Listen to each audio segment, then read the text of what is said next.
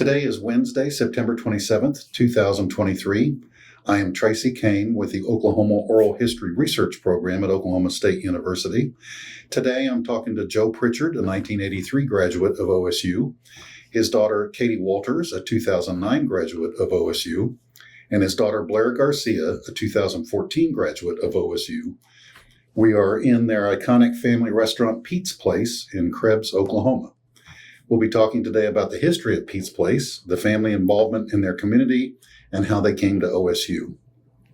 Upon agreement with Joe, Katie, and Blair, this interview will be archived at the OSU Library for future generations. Thank you very much, all of you, for talking with me and taking the time today. Joe, if you want to please start, where were you born and raised, and what was your early life like? Well, I was born and raised in McAlester, basically raised here in this building. Okay. I grew up my childhood 50 yards in back of the restaurant, and now I live 50 yards in front of the restaurant. So I haven't ventured very far outside of my 4 years in Stillwater. Literally, that's pretty much it. I mean, I was basically raised in the restaurant. I mean, it was a much smaller operation. My mom and dad were, chief cook and bottle washer. I mean, they were everything about everything. There were very few employees. We ran around here as children like we were, our toys were the pots and pans and that kind of stuff. And I'm not exaggerating much. It's kind of interesting childhood in that regard. My dad was full-blood Italian and my mom was German. Okay. So we were basically raised here as Italians, but we would go to our German, her brother's house to get on the holidays and stuff. So the holidays were our day-to-day life was Italian, and our holiday life was German. Kind of interesting in a food sense. Right. So it kind of made for an interesting food background. So, it was just kind of a natural progression for me to go to hotel restaurant school when time to make a college choice. So. Did you go to elementary school and such in Krebs, or is it all in McAlester? You go to elementary school in Krebs, and then there's no high school, so you go to McAlester for that. So I went the first few years of school. There was a Catholic high school or a Catholic school, and I went to 4 grades there before they closed it in McAlester, and then went to the rest of the time in Krebs. So what kind of did you involved in extracurricular activities when you were in high school? Oh, I was never much of an athlete.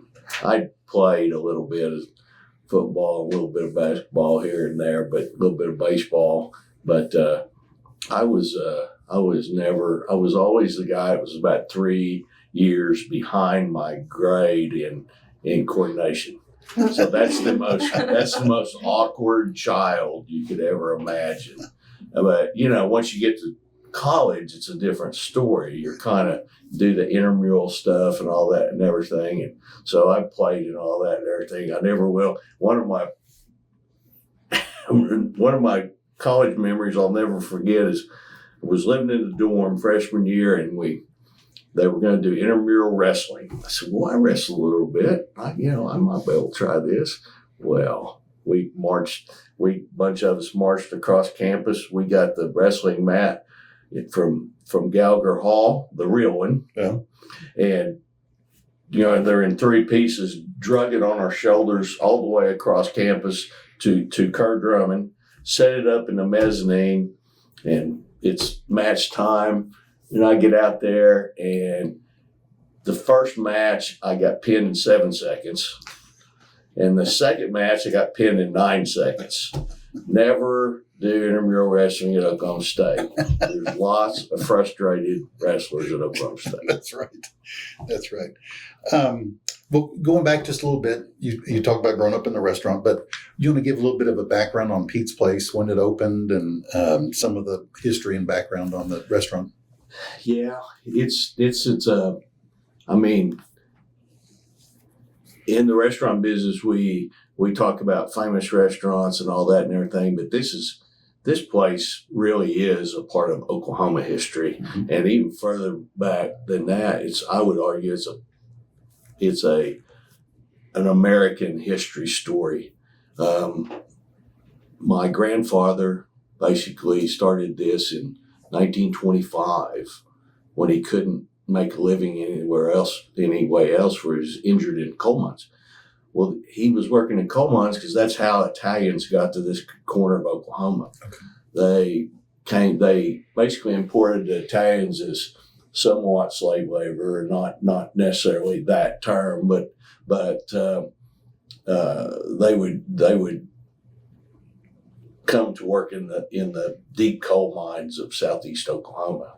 Mines that were very prevalent in those days, and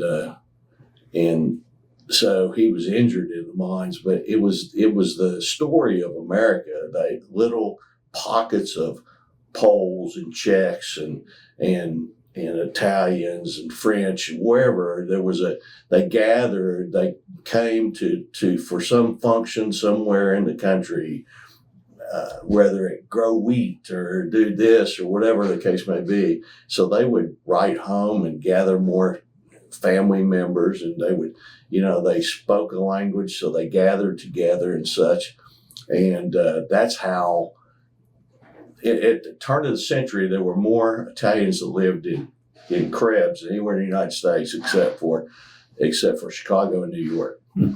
Really interesting how it all gathered here. And then they got dispersed a little bit. You see over in northwest Arkansas, the Tawnytown area and all that.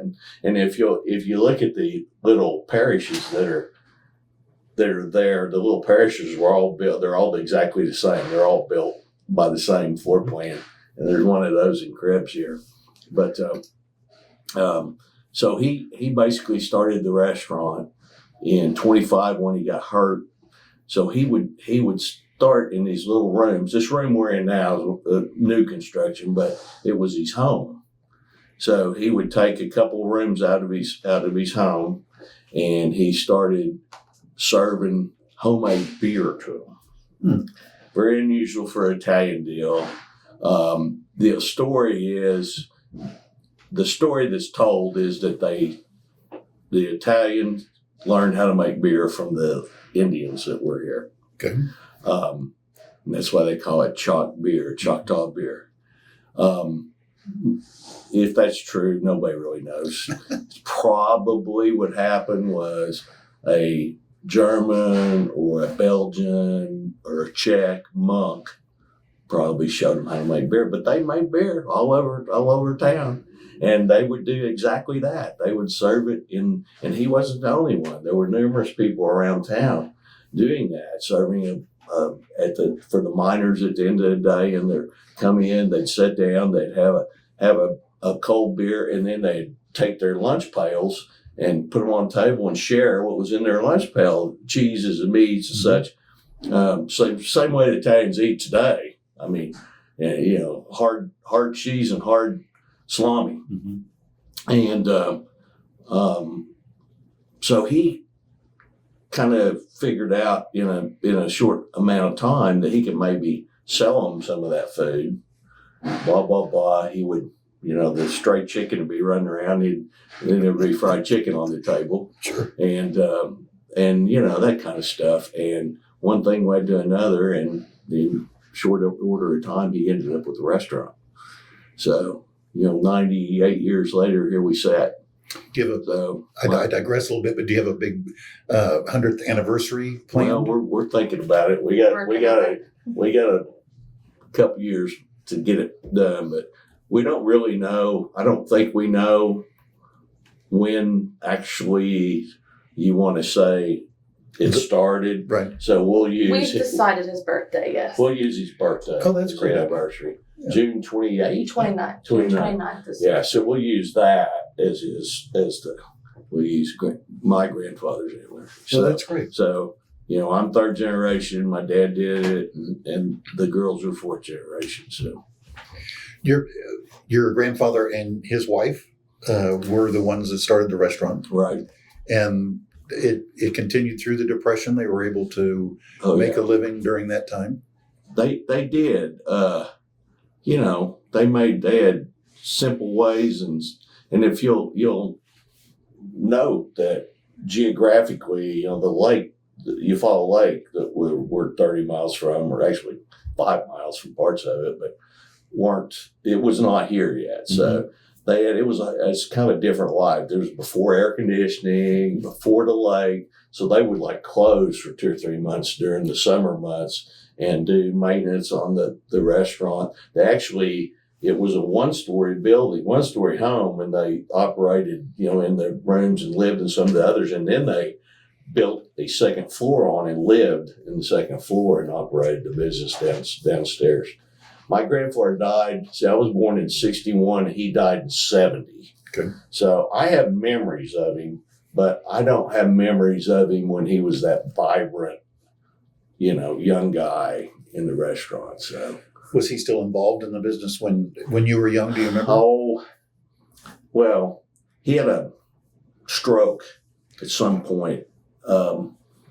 My memories of him are more of, yes, I remember him in the kitchen and messing around. I don't know that he was in charge of much operational stuff at that point. He was just more of a recreational thing for him to be in the kitchen at that point. They built him a little house, actually across the street where our house is now. There was a little small 900 square foot house that they built for him to live when he couldn't walk up and down the stairs anymore. Okay. And I have memories of going over there, eating lunch with him at the house and all that thing. And actually Kathy and I, when we got married, we lived in the house and lived with 2 kids, right? You were born. And then when it was redone, she came along.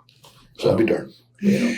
When did your dad then take over? Or did he have any siblings, or were there other family members involved? Yeah, he had several brothers and sisters, but none of them were part of the business. They in subsequent years, a brother who worked for the ammunition plant, worked for the government. Uh-huh. Once he retired, he actually started another little restaurant that survives today. Oh, Rosanna's there were 4 Italian restaurants, actually 5 Italian restaurants here. But now today there's 2 that survived. We actually lost 2 during COVID. Oh. And there's 2 that survived, but they're all from the same family. That's our cousins that have Rosanna's. Yeah. So none of his brothers and sisters were involved in this restaurant. When did he take over? You remember? Mid-60s. Okay. 65, 66-ish. Something okay. Like that. All right. Yeah. So then you really did grow up in the restaurant, in this restaurant. And when it came time for you to go to college, was there any choice as to where you were going to go to college, or why did you go to OSU? Well, I went for the hotel restaurant program. Okay. And they actually were very well, and still today, very well received. Actually, we've got a grandson in there. Our son is part of the program now. So, but I was going for the program, not necessarily for Oklahoma State. Of course, now it's a little deeper than that, a little more rooted. We bleed orange instead of bleed red, I guess. Certainly. Certainly. What, other than getting beat in the wrestling match at Gard Drummond, were you involved in any other extracurricular activities at OSU? Any music or sports or? No, not really. I mean, in those days we would work in the restaurants that the university, that the hotel restaurant school operated. I mean, we did that, and then I came home fairly frequently to work here. Okay. So, but I was never into anything. Was it always expected that you would come back and be involved in the family legacy, or did you develop a passion? I mean, I know you went through a hotel restaurant, but yeah, I don't know how to answer that. Yeah,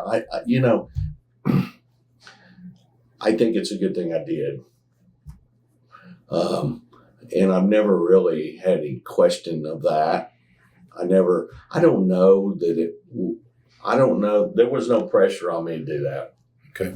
If I wanted to be an attorney, I could have been. Sure.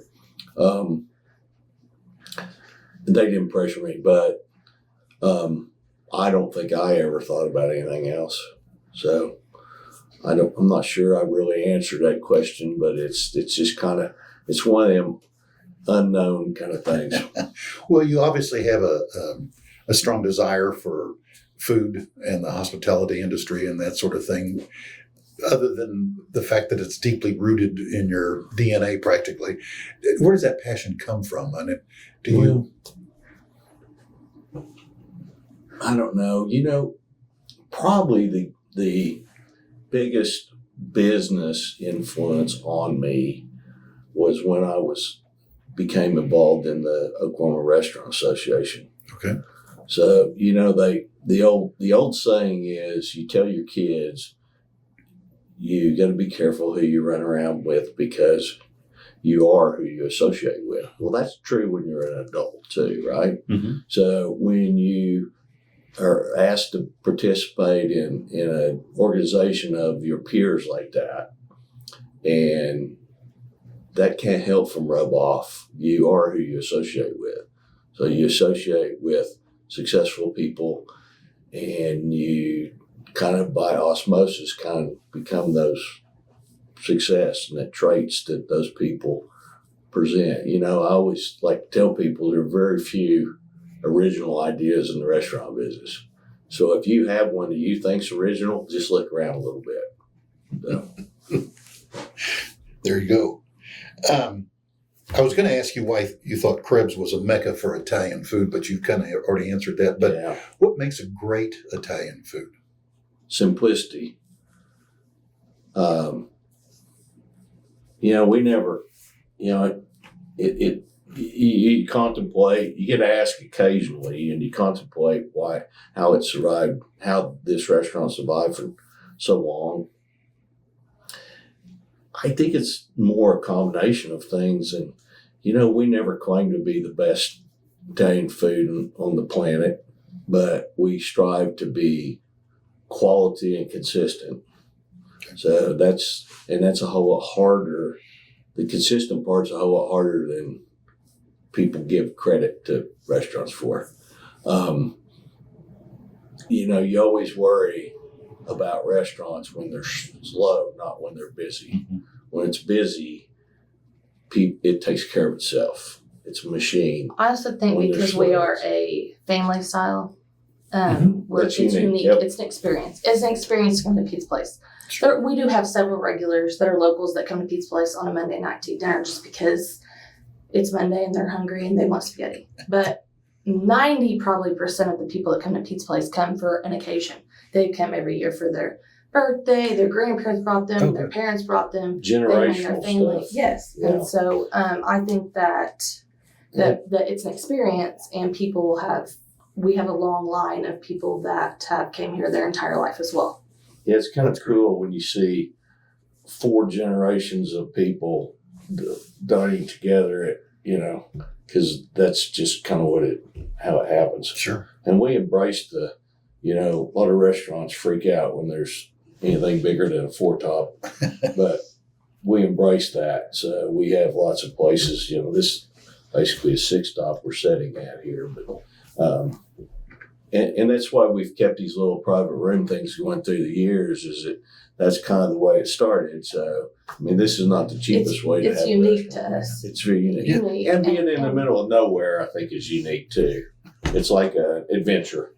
And your destination. Exactly, yeah. Everyone orders an entree, but you get big platters of spaghetti and the refills that you want, and it's just. The hotel guys have the saying that you build a hotel where people are, you fish where the fish are.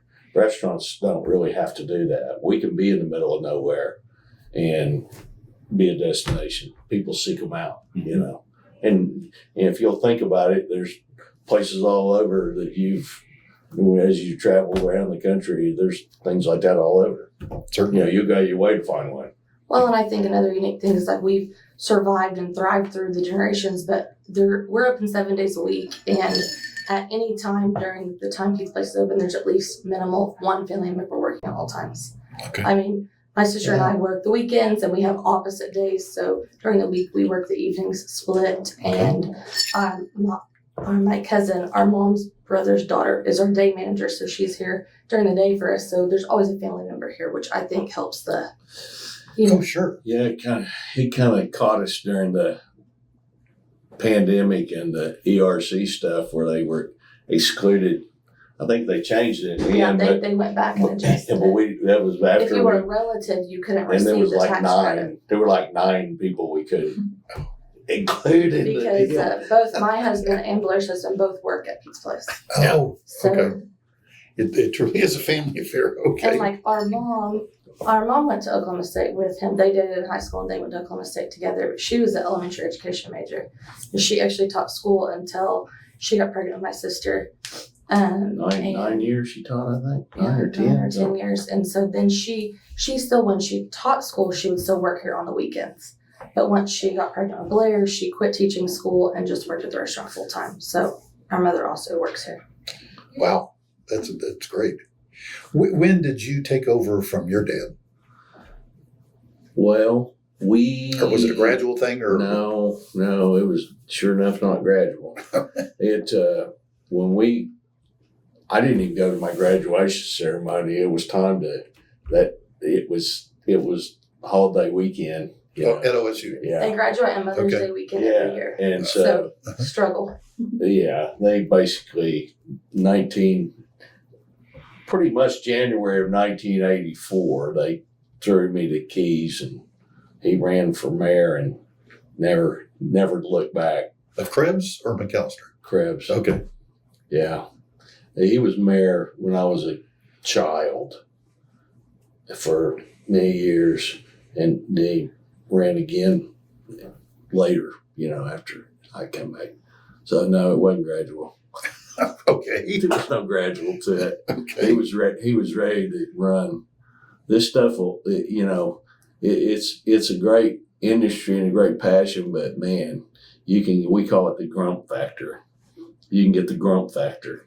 Mm-hmm. And then everything that's simple is not simple anymore. It's a day maybe when you shouldn't be in the restaurant. You shouldn't be there. Yeah, exactly. A big part of what you guys are now, from what I can see, is the chalk beer that you were talking about and the different flavors and varieties and that sort of thing.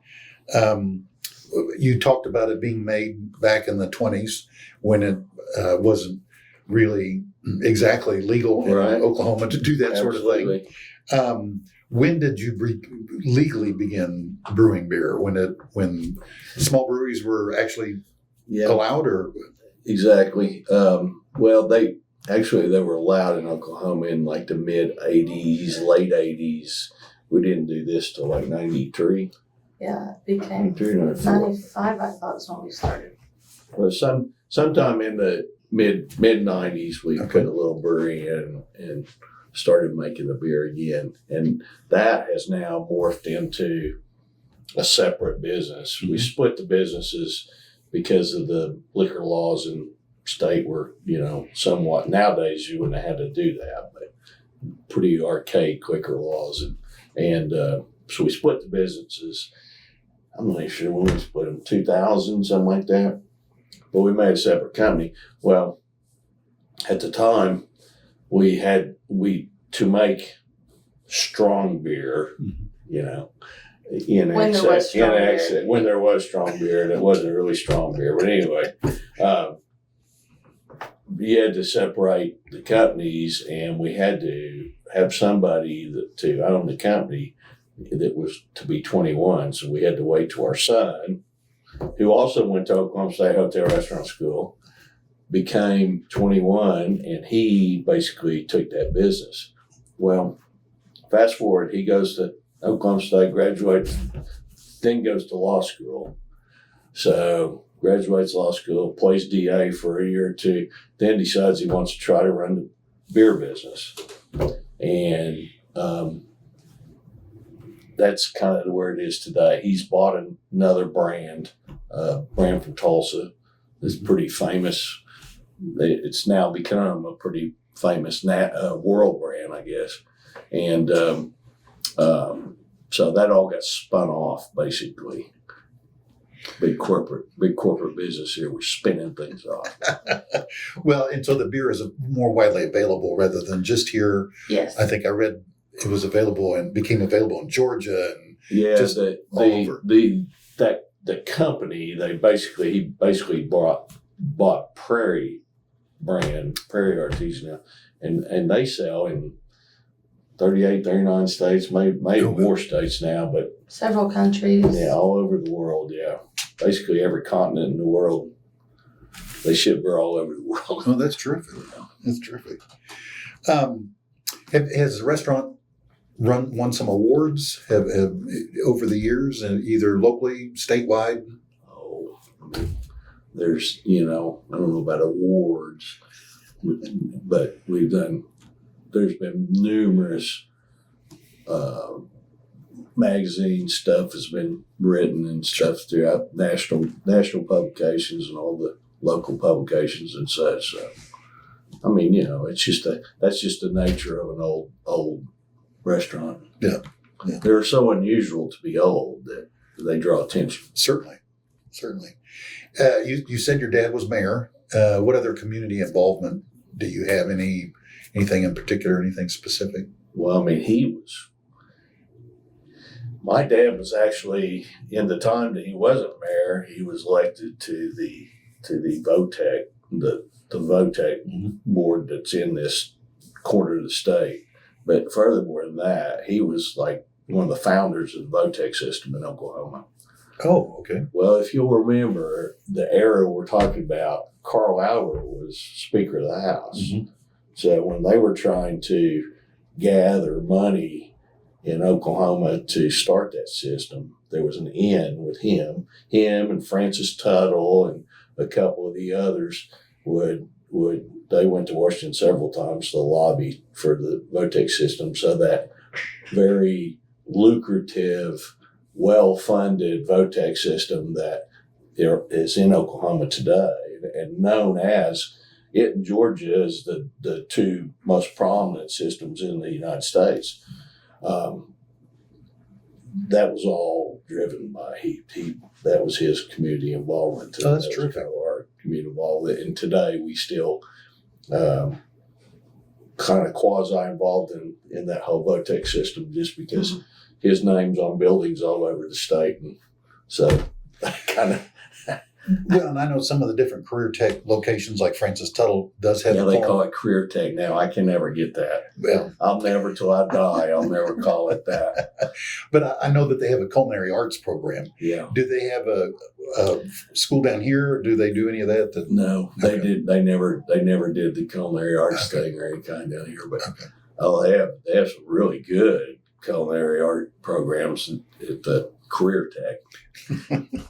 Well, I know Francis Tuttle does. Yeah. So I just looking back over your involvement with OSU goes back many years. What changes stand out in your mind to Oklahoma State over the 30, 40 years that you've been involved or been there? Well, obviously physically the campus has been completely rebuilt, basically from ground up, literally from ground up. But, we have involvement directly into the hotel restaurant program. So I've seen that whole program, many different stages of, been through 2 remodels of the Atherton Hotel and oh my gosh, several, 1, 2, 3, or 4 remodels of the hotel restaurant school physical properties. And then obviously the mass change of that program was moving to the business school, 4 or 5 years ago. I mean, I remember we fought for that for years and years and years. It didn't need to be in the, I don't even know. What's your degree say? My degree says home economics. HES, yeah, human environmental sciences. That's the college. Mm-hmm. So we for years fought that it never needed to be in that, and it went to the business school. So by the time it actually got to the business school, I really kind of was stepping back for being involved in that kind of stuff, advisory boards and all that kind of stuff. So, but it is where it needs to be now. So, going forward, there's a solid base there. So it's a good program. You have a grandson going to school there now. Do you go back for other activities? Sporting events. Okay. All right. Occasional something, the wine forum and all that kind of stuff. My senior year of college was I was on the executive committee of the wine forum. That was the first year. We were the first one. Yeah. I remember that one. Yeah, it was a good one out there on the lawn between that. That's right. Yeah, there's a building built in that lawn now. I can't. What would you say has remained the same at OSU over the 40-year involvement that you've had there? Well, for you, I don't want to wrangle the boomer singers up, but it's a different atmosphere. It's and you can't really say it's a small atmosphere because it's not small by any stretch of the imagination, but I think the welcoming family kind of environment to it is a little different than you see at some of the other schools that people would know in the state of Oklahoma. Mm-hmm. Okay. I normally ask people what their future plans are, but since you have the future plans sitting on either side of you, Katie, why don't you, if you would, talk a little bit about your early life and your early memories of growing up, I guess, in this building, right, really? Or across the street, or right. We did. We lived across the street my whole life. We lived in great grandpa Pete's house, and then we actually moved it across town and lived in it, and then we built this house, like 89. So we've lived here my whole life. Right. I always liked the restaurant from a young age. My mom will tell you I was really hard-headed and strong-willed, and I wanted to come to Pete's Place every day. Okay. I would wait to come over and help. She would let me come over at nighttime every evening. I had to come over and pull out the cheese shakers, and I pretty much just have been here my whole life. Okay. Through high school, I worked here. My friends all worked here. We hung out here. We even at nighttime we played hide and seek here.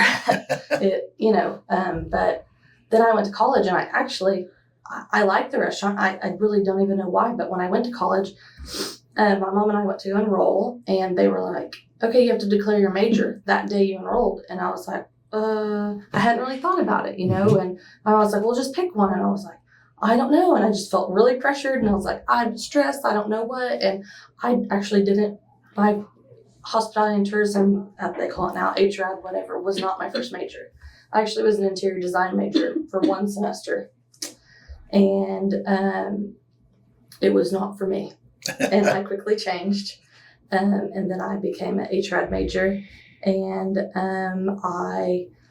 one thing about HRAD is, even though it's in the, Spear School of Business Sound, it's so much larger.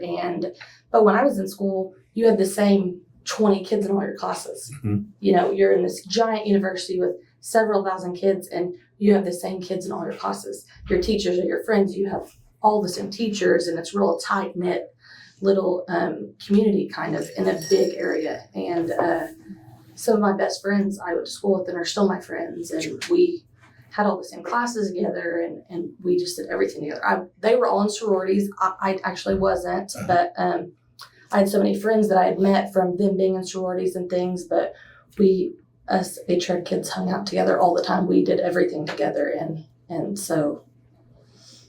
here I am. And my son actually is in his third year he's an HTM major, and he loves it. Yeah. That's terrific. He'll graduate. What do they call it now? HTM, Hospitality Tourism Management. Yeah. HRAD still. HRAD, till I die. Right now, I've done better. Did you have favorite professors when you were there? I did. Dr. Leon was the best. Yeah. He taught when he was there, when I was there, my brother was there. He's a pretty unique guy.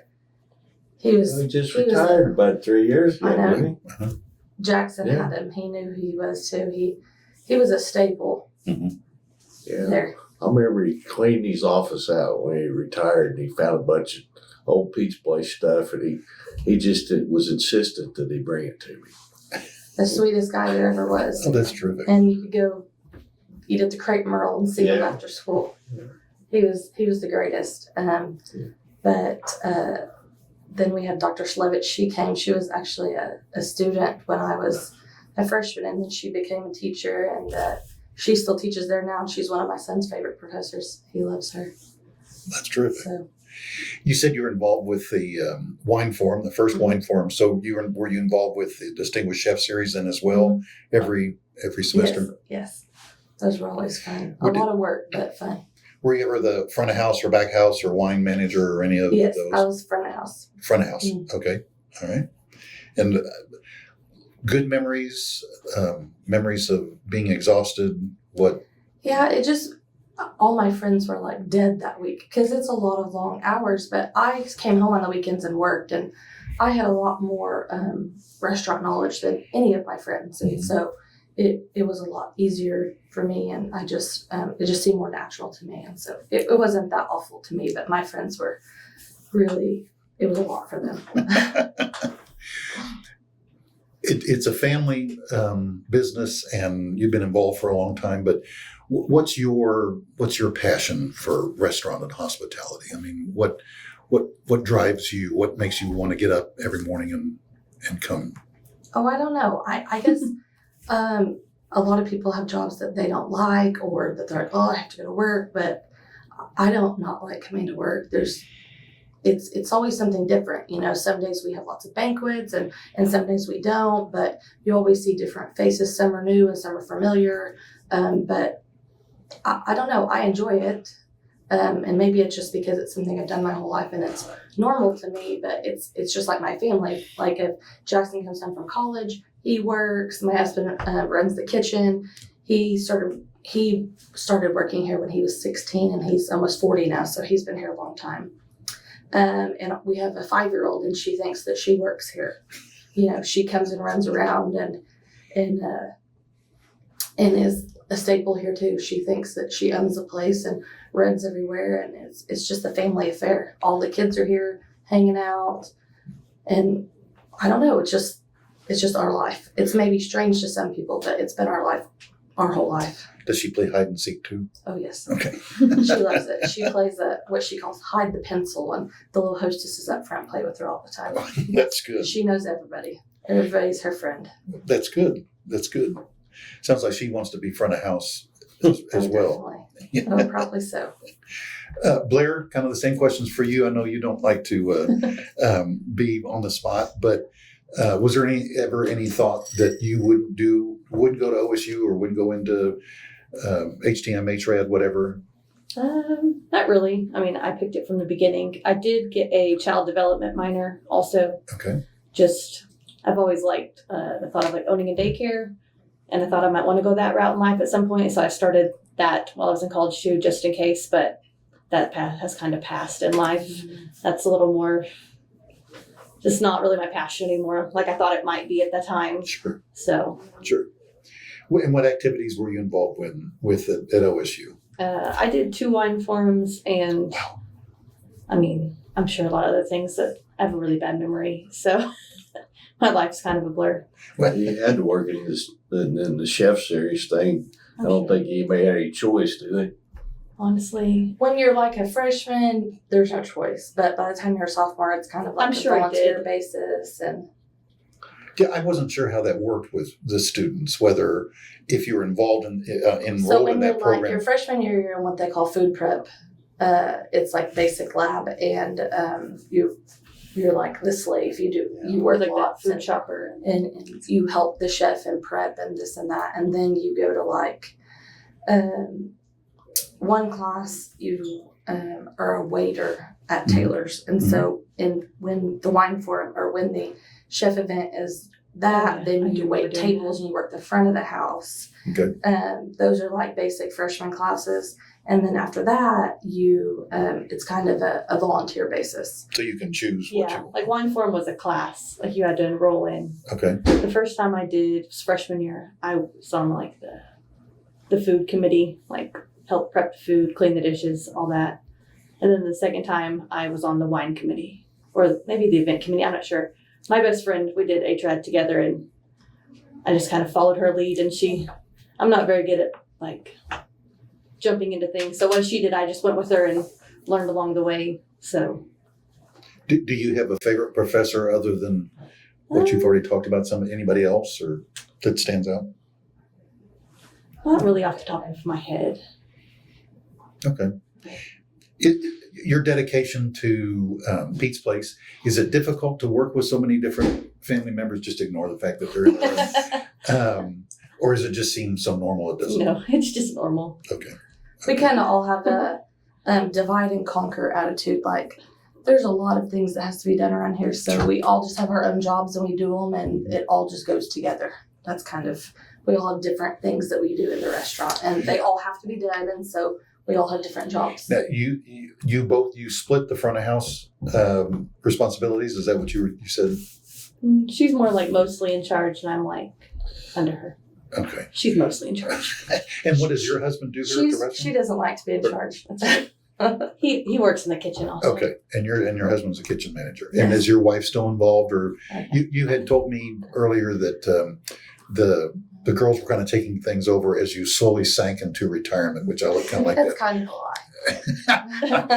I just like the way that he phrased it. Yeah. So I was going to ask what future plans. We talked a little bit about maybe in 2 years the celebration you might have, but future plans specifically for the future of Pete's Place? Oh, I don't know. You have to ask them. Well, I don't think have that any. maybe there may have been, before COVID, the plans were maybe different. Mm-hmm. During COVID was a very, very trying time for everybody in the world, obviously, but especially to be in Oklahoma and in the restaurant industry and all the unknowns. It was very rough, awful, and all of the above. But we survived, when we got shut down, and we basically had to lay off all of our employees because we were unable to be open for in-dining. We only could do to-go for 5-6 weeks? Almost 7 weeks. I thought it We, was 7 long weeks. We closed. We didn't close. We only did to-go. We could only do to-go with restrictions, and it was We were good at that anyway.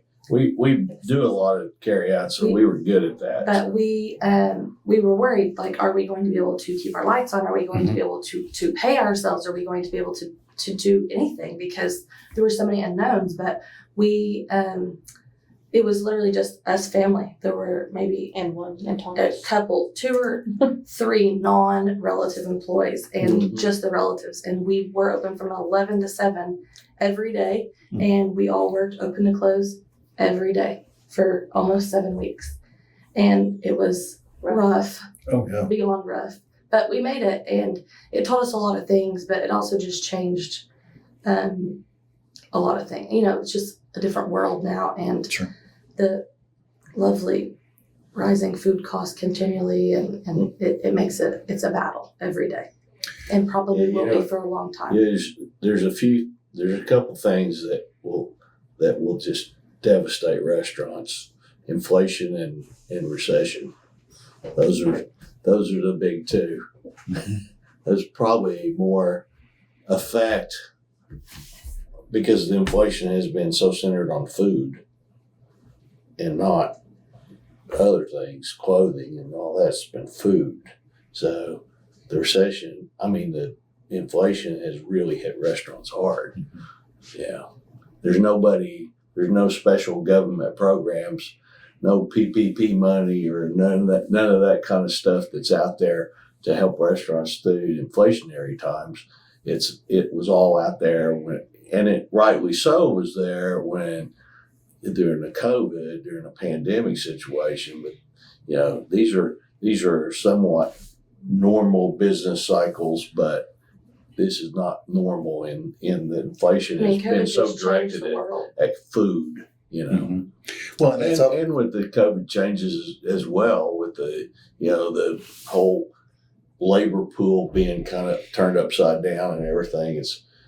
I would have never in a million years been able to tell you that 2 or 3 years past COVID, we're still having labor issues. Who would have ever thought that?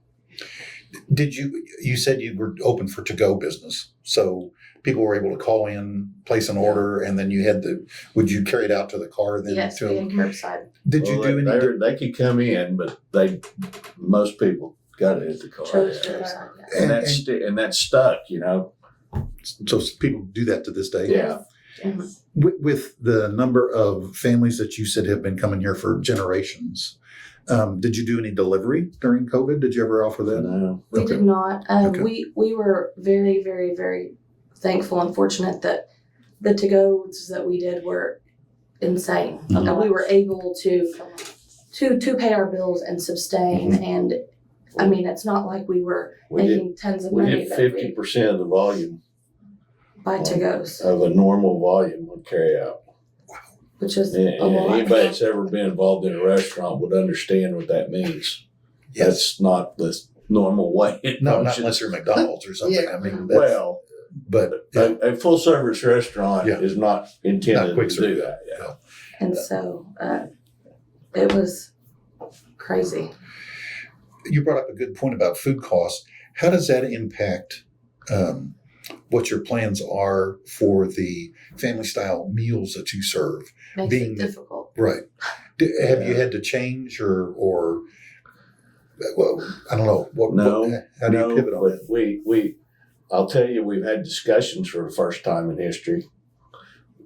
No changes, but at least discussions have been had. But I think that Kind of crazy. We're even thinking about stuff like that. it's a crucial thing that I think that regardless of how high food costs are, we just will be forced to slowly raise our prices over time, because being family style is what we are. It's what makes us, and I don't think we can divert from that. That's what makes us unique. That's what makes us this destination for families to come, and I don't think we can change that. I just think it's something we just have to raise prices like everyone else has to raise prices to help with it and to get by and ride the storm one more time until hopefully it gets better. I understand. And you talked about labor issues. Are you're still having issues finding people? It's very hard to find employees. Some of that is some of that is beyond our control, and I think will be beyond our control forever. In that a rural area versus an urban area is just not just us; it's all across the United States. It's the population is moving. The availability of labor in rural areas is getting very, very difficult in all things. I mean, if you interview 100 business people and 100 different across the spectrum of the economy, you're only going to get about 3 of them that are going to say they have enough employees. I mean, that's just the way it is. So we're slowly learning to deal with that. As best you can. That's just about all you can do. Is there anything else that you all would like to add or that I haven't asked? Parting thoughts or messages for future generations? No, I don't know. Well, I thank you very much for your time today and for the hospitality and thanks for being part of our program. Thank you. Excellent.